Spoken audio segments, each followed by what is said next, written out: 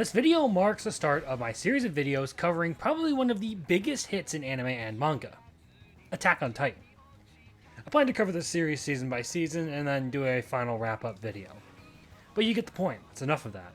If for some reason you don't know, Attack on Titan follows the story of Eren Yeager, a young boy living in Shiganshina looking to join the scout regiment in hopes of reclaiming the world from the man-eating giants called Titans. And all is well for him and his family until, one fateful day, the outer gate of the city is destroyed, allowing the Titans to flood into his home and devour the helpless people inside.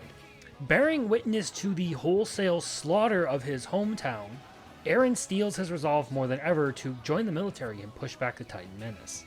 That's pretty much the gist of the beginning of the series, and I'll spare you the rest of the plot details because you've either already seen it or you only really need to know that much right now. And boy, do I have a lot of things to go through on this one. So how about I start here? The first thing I noticed was Isayama's writing is incredible, and I can see why this series is so widely popular and held in such high regard. It's as if every tiny detail is intricately and meticulously placed into position in order to reach the end goal. And it's so well woven together that there's never a moment that makes you feel like it exists solely for exposition and filling the audience in on important information. That's to say, it sucks you into the world and makes you enjoy the parts where you learn about it rather than turning it into a lecture. And the way the plot progresses makes the whole series feel so seamless, like it never stops to try and hold your hand and explain things at you like a shonen might. There also isn't a bunch of unnecessary junk in the way of the plot, and it continues to offer you the story all the way through. It treats you like an adult capable of grasping details and enjoying a grand mystery as pieces are methodically slotted into place. But even then, you're still given all of the information you need in order to keep up with the story. It strikes a really good balance at keeping things going seamlessly, while also not leaving you in the dust. The long and short of it is that the world building is intertwined with the narrative in a way that makes the overall project both clear and easy to understand, but not preachy. The whole series shows right from the start that there is something huge brewing, an ultimate end goal that you don't immediately see, but you know it's there, and only continues to expound on that intrigue the more you sink into it. There's tons of small moments that are loaded with interesting foreshadowing. In fact, one of the things that I really liked about Attack on Titan is the more answers you got, the more questions appeared across the entire first season. And these seeds of a greater and far more grand mystery are exactly the kind of thing I love to see. So it's satisfying to me that Attack on Titan is actually building towards something with an intricate, thought-out plot. Stuff like Eren's abilities, the nature of the Titans and the war against them, and even the presence of special Titans leaves a lot yet to be discovered. And I find that exciting. It's bigger than just the mission of one character or group. Far bigger, in fact. So not only is this Eren Yeager story, it's also the story of a much larger conflict, which means that while Eren is the protagonist and the central player, it isn't entirely about him. But then there's the plot twists and all that stuff, the things that seem to just come out of left field and make you do a double take in order to fully comprehend what's happening. I'm talking things like the Titan powers Eren wields, or the idea that someone within the military is acting as a spy to try and sabotage the efforts to drive back the Titans. It makes you realize that no matter how much information you pick up, you never quite have the full picture. There's always some sort of mystery or angle that you're not seeing. And again, the intrigue in the narrative structure goes back to how good Isayama did with his manga. I think a really good example of all the things I'm kind of talking about here is the way Eren's Titan powers are revealed. It's a rather simple thing, but the way it's handled cuts right to the point and doesn't bother with a bunch of overblown buildup. Eren goes on an absolute rampage, slaughtering Titans up to the point where he collapses and then his human form reemerges from a fallen Titan's corpse. You don't actually see him transform in the first place. All of a sudden, Mikasa is in trouble, and he steps around the corner and decks another Titan. The only thing you're aware of at that point is that he was swallowed by a Titan after saving Armin. He's presumed dead, and the only reason he can be expected to return is because he's the protagonist. Honestly, this simple but really effective way of handling all these different angles made it that much better for me. Not only is this an epic turning point in a hopeless battle, it's also a hugely important reveal, all done in spectacular fashion. And another thing that I actually do like about this is how grim and dark it all really feels. The optimism and bravado of many of the characters at the beginning of the series gets met with a rude awakening in the form of a gruesome and terrible reality.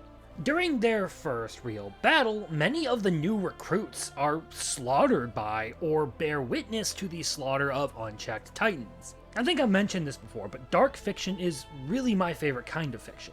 Ones that really make you feel the pain are especially good. And this one is that kind of tragic, gruesome setting. I mean, look at the second appearance of the Colossal Titan, where a bunch of fresh cadets are sent out into Trost to try and reclaim the city from the Titans, only to be largely slaughtered and beaten back until the appearance of a particularly unusual Titan with a bone to pick against his own kind. One thing I've found in some of the other dark fiction series I've tried more recently is that the grim, hopeless aspect of a lot of the storytelling just doesn't land well. But something about how Attack on Titan delivers all of this information really makes you feel the despair, the tension, and the hopelessness of the whole situation. Sure, Eren kind of acts as a figurehead at first and leads the charge for a squadron of brand new cadets, but that invincible mentality lasts all of about 15 seconds before the entire squad but Armin is torn apart by Titans wandering the city.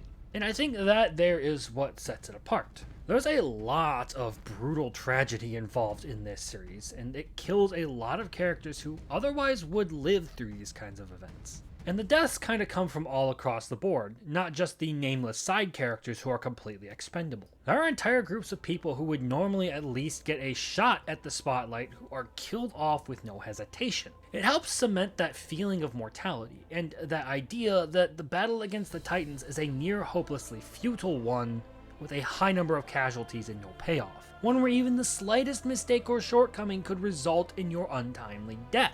You can truly believe that this is a dangerous, one-sided world where death is right outside the door. And not just that, but the battles matter, they have stakes, and that someone you care about might actually die. So the Titans add a bleak, hopeless element to the world, but even inside the walls there are elements that point to the same thing.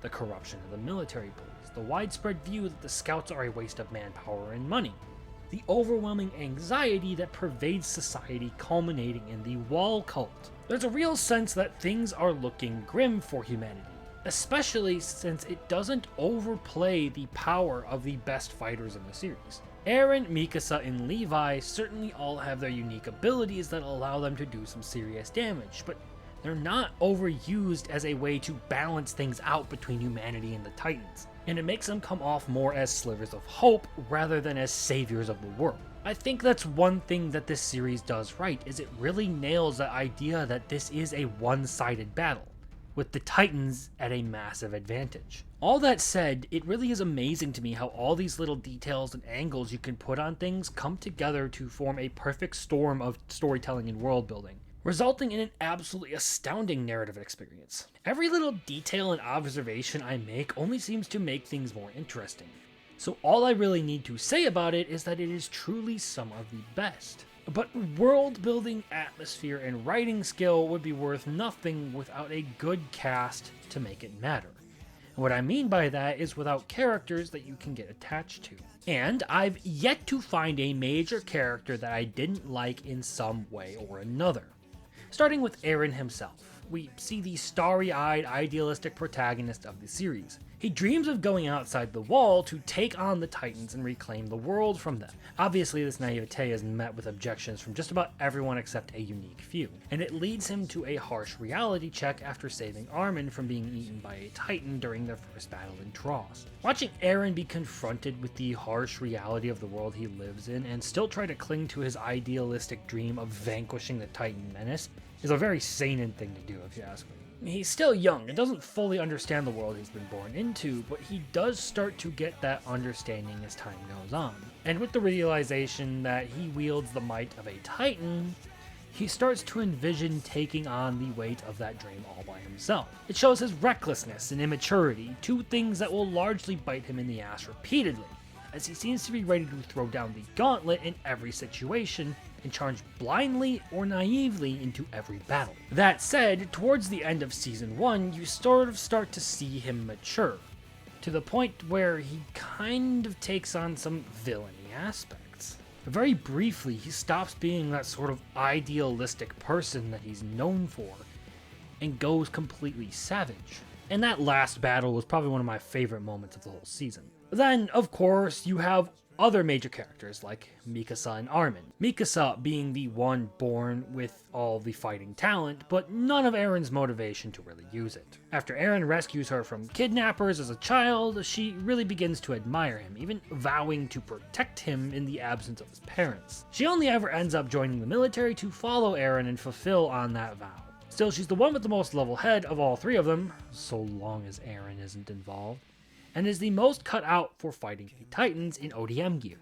Yes, she can be very defensive of Eren, for just about every reason you would expect, and very quick to violence when his safety is involved. Like, seriously, there are times where I thought she was borderline yandere.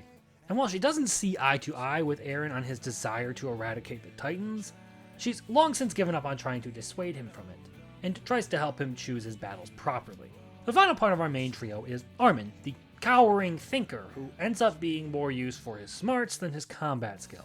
He's quick to strategize, and his reputation as a genius means people tend to listen to him when he comes up with a plan. He may not be the most inspiring warrior, but the fact that a lot of people come to trust in his thinking kind of drives home how his character fits in. After realizing he actually has a place alongside Mikasa and Eren, he takes a more bold role by using his head to help his friends out, coming up with strategies and quick solutions to help deal with whatever problems he and his friends are facing. And look, there's far more than just the central cast. You have awesome characters like Levi, who are just hard not to like because of how cool they are. My initial impressions of Levi were of a guy who was going to be complete enemies with Eren right off the bat, but they seem to have started out on the right foot. Still, Levi is someone who is dedicated to his job of killing Titans, almost to a fanatical point it seems. At least that's my impression. He's pragmatic and stern, which makes him seem like a real heartless bastard at times, but it's little things throughout the series that tip you off to the kind of man he actually is. The moment where he mourns his fallen comrades, or where he scavenges their badges when they can't be carted back to safety. Beating Eren senseless for the greater good. Okay, maybe he is a bit mean. And, of course, there are a lot of other characters who don't get a ton of spotlight that are still good, like the 4D chess champion Erwin, who mind-gamed people into playing their hand right into a trap. Or like Commander Pixis, whose ability to motivate people and whose charisma and strategic thinking made him actually feel like a real military leader. And I could keep going on, but I don't need to.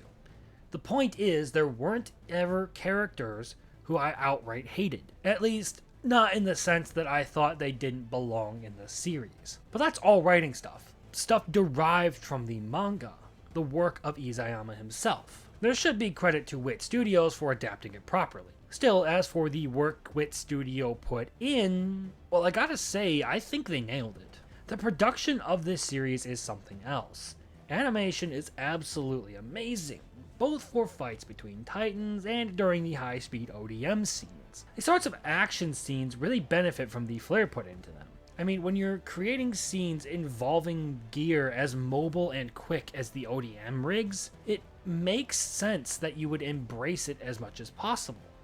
And you really get that with the cinematography of many of these shots, where the camera cycles across angles to give you that kind of epic dynamic shot that really pops. It's beautiful, especially in scenes that involve the more skilled ODM users. Put that on top of great art design, and this series is spectacular just to look at. And with one final touch, we have the music. Attack on Titan has one of my favorite soundtracks in anime. Even before I got into this, I was listening to a lot of these. There's hardly a song in this series, both in the score and in the intro sequences, that doesn't sound fantastic. And look, I'm gonna admit it, Guren no Yumia has been playing in my head non-stop for a week at this point. Somebody save me. So what else is there to say? Attack on Titan Season 1 can be described, in my opinion, with a single word. Epic. It's one of the best experiences I've had watching an anime in a long time. In just about every way I look at it, it amazes me. It's a true masterpiece that I really should have started way sooner. Now, I don't give out perfect scores for anime very often, or ever on this channel actually. Usually there's one or two things that I would nitpick that really irk me about a series. However, this will be the first 10 out of 10 I have ever given out. Not even some of my favorite anime have ranked that high. And Attack on Titan Season 1 deserves it. From the overwhelmingly good narrative work and world building, to small hints of comedy and levity that accent the series, to the thrill of huge moments like the absolute animalistic savagery of Eren versus the female Titan. This series continued to feed me things I absolutely loved all the way through. It had me hook, line, and sinker all the way to the end. And look, I could probably find a bunch of other stuff to gush over, but I'm starting to dread the titan of a script I've been typing up over here. So I will save those thoughts till the end of this little series of reviews. So that's enough out of me for now. If you liked this video, please consider hitting those like and subscribe buttons, because those simple but free actions do really help me. And if you've got thoughts of your own to share, please leave them down in the comments. As always, I can't wait to see you in the next one, so be sure to join me next week when we cover Season 2 of Attack on Titan.